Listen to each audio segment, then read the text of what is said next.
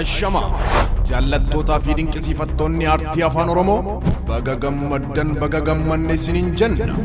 Hojiin haarofti koora sabboonummaa ittiin of madaalan, eenyummaa aadaa fi duudhaa ofii keessatti of ilaalan, qaxalee lafaa dhufaa kanaan duras hojiilee garaagaraatiin beektan, weellisaa gamtaa olaanaa hojii haarawaa kan dhageettii gurraatti toluu fi qalbii namaatiif soora ta'u qabatee harka ulfaataa ta'een albamii muuziqaa haarawaa abbaa haqaa jedhu jabaa nuuf jedhee jira.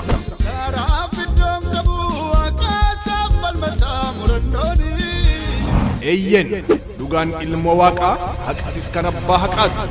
Waan hojii gaarii immoo yaadannoo seenaa boriiti. Hojiin haarofti weellisaan gamtaa olaanaa qabatee dhiyaate kun galfata dachaa dilbii dhaloota eegareetiif akkasumas ergaa danuu kan of keessatti hammate yoo ta'u namoota muuxannoo artii qaban hedduu hirmaachisuudhaan hojiin yeroon itti laatamee qindaa'ee hojjetamedha. Albamni haarofti abbaa haqaa jedhu kun yeroo gabaabduu gidduutti iddoo feetan teessanii bifa siidiitiinis ta'ee marsaalee onlaayinii garagaraa irratti yeroo gabaabduu gidduutti maxxanee gabaarraa kan argattanidha.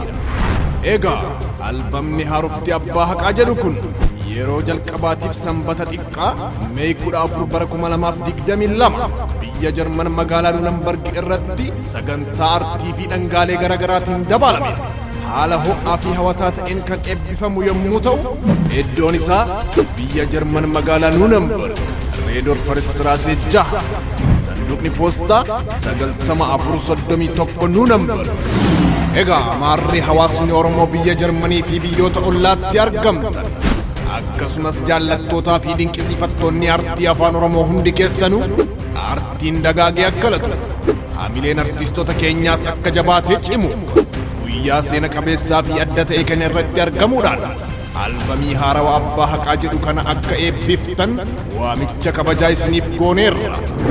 Odeeffannoo dabalataa baruudhaaf lakkoofsa bilbilaa Duwwaa 1764 1880 akkasumas Duwwaa 1766 4121 374 jettanii yoo bilbiltan odeeffannoo gahaa ta'e ni argattu. Eeyyen ilmaan ol guddataa jiran akkasii bira goruun jabaadhu jedhanii hamilee itti horuun qabeenya dilbii baraan garasiiti. Beekumsaaf qabeenyis isa akkasiiti. Albamii haarawaa abbaa haqaa.